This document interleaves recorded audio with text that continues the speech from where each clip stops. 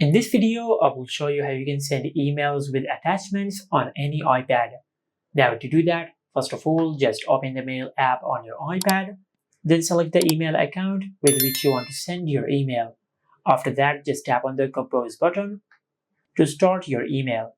Now in this section, just enter the email address of the person to which you are sending this email.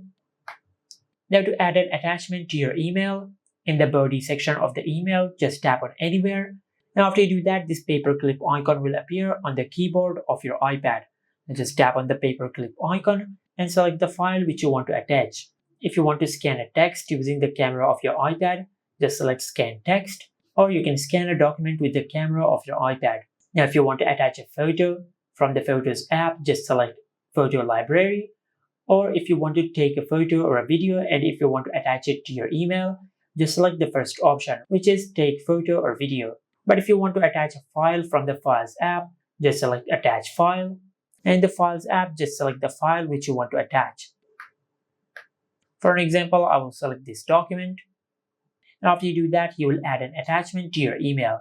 Now just tap on Send, and you will send this email. And this is it. Make sure to like, comment, and subscribe. Thank you for watching.